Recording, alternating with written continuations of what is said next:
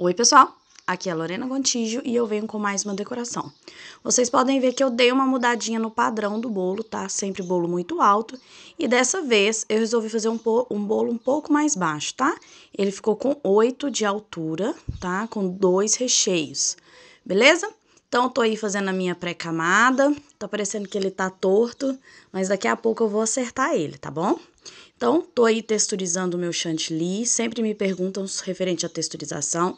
Gente, texturização depende com leite condensado, depende se eu quero mais viscoso, se eu quero ele mais sedoso, e assim eu vou controlando essa questão do leite ou leite condensado. E agora eu tô passando aí a camada que eu realmente vou trabalhar. E hoje eu vou falar, gente, sobre aquele sprayzinho que eu tô passando nos bolos. Ó, eu fiz 2 testes, tá, gente? Eu borrifei com leite e com água. Eu vi uma leve diferença com leite, mas eu acho mais prático com água, tá?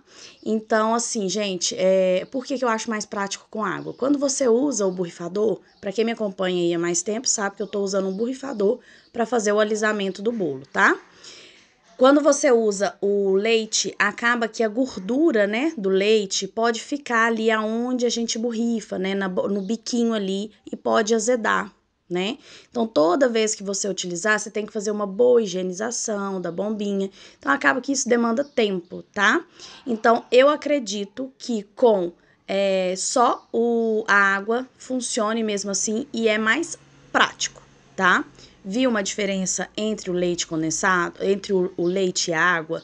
Vi. Mas eu acho mais prático só com a água também, tá? Então, depois que eu fui fazendo aí o alisamento, tá? Vou ali acertando direitinho, passando todos os cantos.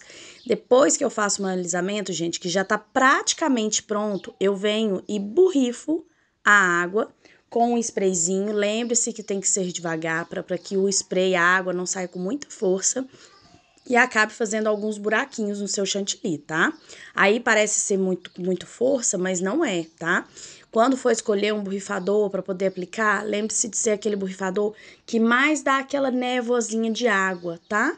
Que ele não seja tão intenso como aqueles, por exemplo, vou dar um exemplo de produto. Quando a gente vai comprar produto de limpeza, o borrifador é sempre intenso, né? Neste caso, a gente quer aquele borrifador que ele sai bem uma névoa mesmo, tá?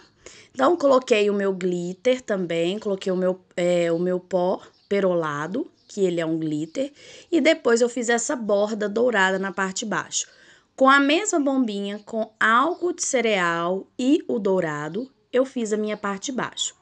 E aí, gente, o que acontece? Eu limpei a minha parte de baixo, tirei todo o excesso de chantilly. Eu poderia ter feito isso? Antes, poderia.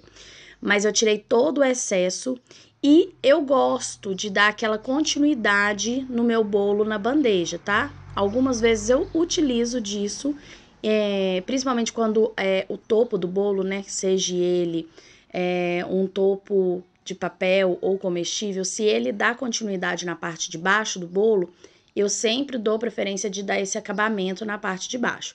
Então, depois que eu tirei o excesso de chantilly na parte de baixo, eu venho com o borrifador dourado novamente e vou borrifar mais na minha bandeja, tá?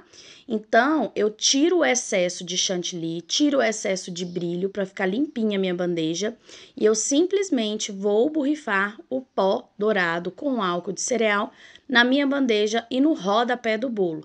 Pode deixar ele lisinho? Pode, mas eu gosto dessa continuidade e eu vou mostrar para vocês como que fica. Legal.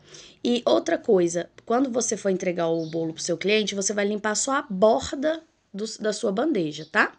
Agora, eu tô colocando essas bolinhas de chocolate, vou colocando ela posicionando da forma que eu desejo. Esse bolo tinha um topper que a pessoa colocou lá na festa, tá? E olha como fica legal essa transição da bandeja com o bolo, você utilizando o pó dourado na bandeja e no bolo. Tá vendo que fica bem, conversa bem? Então é isso, eu espero que vocês tenham gostado e aprendido. Um beijo!